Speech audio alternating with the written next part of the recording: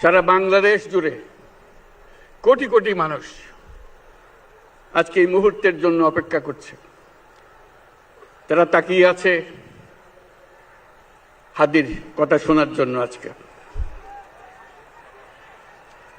বিদেশে যারা আছে বাংলাদেশি, এই মুহূর্তে তারাও হাদির কথা জানতে চায়। প্রিয় ওসমান হাদি, তোমাকে আমরা বিদায় দিতে আসি নাই এখানে। তুমি আমাদের বুকের ভেতরে আছো এবং চিরদিন বাংলাদেশ যতদিন আছে তুমি সকল বাংলাদেশির বুকের মধ্যে থাকবে। এটা কেউ সরাতে পারবে না। আমরা আজকে তোমাকে প্রিয় হাদি বিদায় দিতে আসিনি। আমরা তোমার কাছে আমরা ওয়াদা করতে এসেছি। তুমি যা বলে গেছো সেটা যেন আমরা পূরণ করতে পারি, সেই ওয়াদা করার জন্য আমরা একত্র হয়েছি।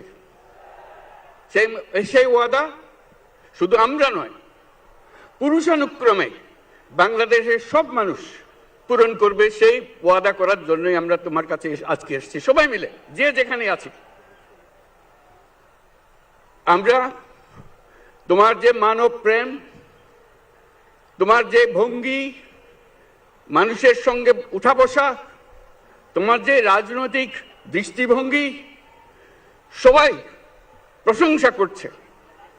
সেটা আমরা মনে প্রাণে গ্রহণ করছি, যে এটা যেন আমাদের মনে সবসময় জাগ্রত থাকে, আমরা সেটা অনুসরণ করতে পারি।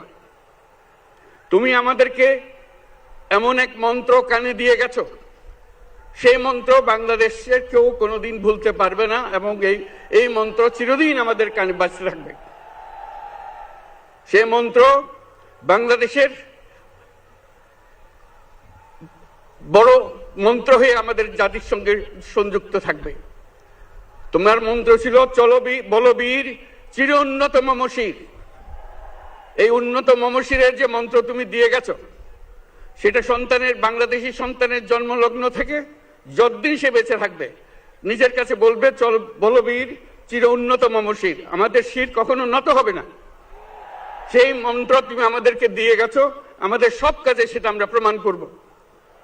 আমরা দুনিয়ার সামনে মাথা উঁচু করে চলবো, কারো কাছে মাথা নত করব না। সেই মন্ত্র তুমি আমাদেরকে দিয়ে গেছো, আমরা সেটা পূরণ করে যাব।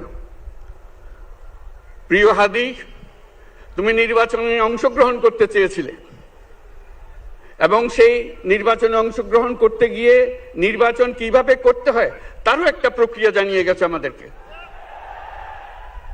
সেই প্রক্রিয়া যেন আমরা সবাই মিলে গ্রহণ করি, যে কিভাবে প্রচারণা কার্য চালাতে হয়, কিভাবে মানুষের কাছে যেতে হয়, কিভাবে মানুষকে কষ্ট না দিয়ে তার বক্তব্য প্রকাশ করতে হয়, কিভাবে বিনীতভাবে মানুষের কাছে আসতে হয়, সবকিছু তুমি শিক্ষা দিয়ে গেছো।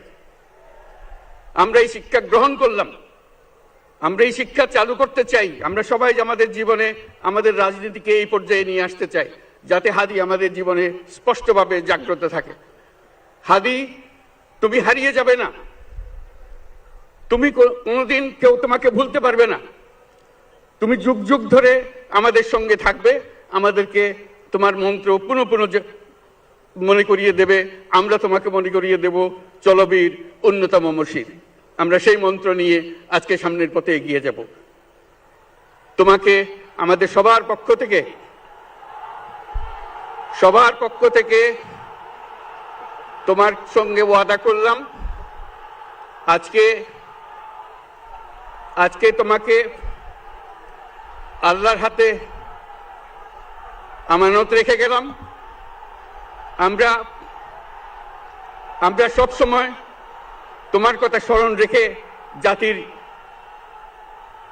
অগ্রগতির পথে চলতে থাকবো।